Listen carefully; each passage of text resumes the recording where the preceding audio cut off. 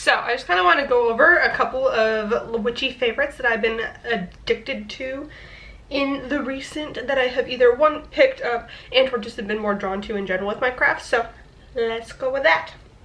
So first things first, I picked up on my trip, I was so excited. I've been kind of looking for another tarot deck to play with, but I feel very, I don't know, I'm not one of those people that collects every single deck that I see. If you do, more power to you, but I definitely have a feeling with working with a certain deck and doing stuff. And I picked up on my trip the lovely Ophida Rosa Tarot, and it is just absolutely gorgeous. Beautiful, beautiful, beautiful. And I wanted something that definitely represented a little more of what I feel is more shadowy in a sense, or just a little more of like grounded to earth shadow, a bit of the dark. But I never like things that are too one or the other. Like I really do like a little more of a balance and a little more of, I don't know, I guess a Persephone vibe and everything. And I definitely feel like she comes through. Like one, it's like this entire deck is just beautiful. Is that gonna focus? Beautiful botanicals like that. Like that's just so pretty. And each of these cards are just absolutely gorgeous. The detail and with the use of like snakes and other things, and just the other, like even the back of every single card is just gorgeous. And I absolutely adore it, especially for doing readings with my matron Persephone. I like the idea of having a deck just for her, although I assume at some point this will branch out into more than just her. But I picked this up and I am just absolutely obsessed. I just started doing my daily reads with it. I did a couple readings with Persephone, and then also I picked it up from one of my places I've been traveling to, so I feel like it also has a connection there, so maybe I can pick up how to move there more efficiently, etc. and so forth, stuff like that. The second thing that I've been feeling like crazy is burning Palo Santo and or cinnamon and cleansing instead of smudgy smudge. Now this is still here, and I definitely still use this at time to time, but I think I've mentioned this before. This is not one of my favorite things to use ever at all. It smells kind of like weed. I'm not a fan. No thank you overall, but I do still have it just in case. Like sometimes I feel like it needs that extra oomph at times, but I really have been loving the Palo Santo smoke a lot. Like that is something that I'm just really feeding into. I really have gotten back to the idea of using smoke as a thing to cleanse everything. It's probably just the Gemini season and everything getting in me and me going yes, yes, yes, yes, yes, all of the burning. But I really love smoke, and I really love things that give off some smoke. But I didn't want to do just candles anymore, or, you know, I have a lot of loose incense still that I use in my cauldron, but that's still, like, I like to have a little more control over it, and it's a little hard to, like, pick up the cauldron and be like, I mean, it's small enough I can do that. Like, it's not ridiculously huge. It's not like I'm, like, all over my space. Like, that's not what's happening, but I like the fact that I can just, like, pick up one of these and I can just kind of like around any altar or space and cleanse something or imbue things with it. I just did this when I was cleansing and imbuing my new tarot deck with that, so smoke has definitely become a bigger part in my practice recently, and I'm getting really freaking into it. The third thing that I have really leaned into recently is crystal ball.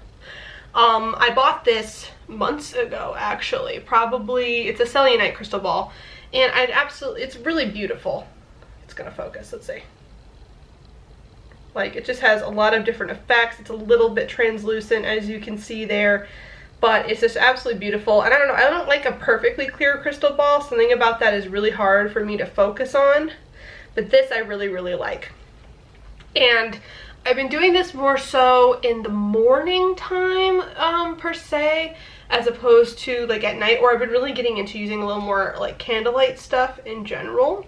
And I think a lot of that just has to do with the fact that I've been a little more foggy lately. I've kind of noticed that some of my spells have been working to their full, like they're not working at all, or kind of like a little more in their full potential. And I think it's because I'm trying too hard to focus, or I'm not really embodying certain moments of when I'm casting the spell. And so this is really helping me because I can feel my brain wanting to wander. I can feel it kind of like go off and almost go into the astral or go into places and just like try to connect with the universe as it is a whole, and doesn't want to really focus on what's right here, what's right now as much.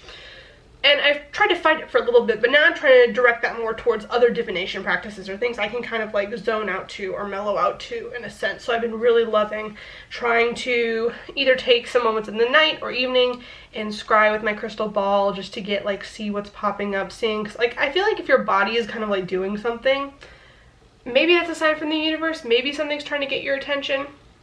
I definitely was getting a whole bunch of like, with the whole crocodile Sobek fiasco, I was definitely getting a lot more of like hazy dreams and stuff, and it was until I focused on them that I realized, oh yeah, this is a thing that's going on, and then my brain started to clear up a bit. So I'm trying to see what other things are coming in general as well. Another thing that I've been doing that I absolutely love is using illustrations or art more as representations in my practice, I guess. Like, I love having, where are you?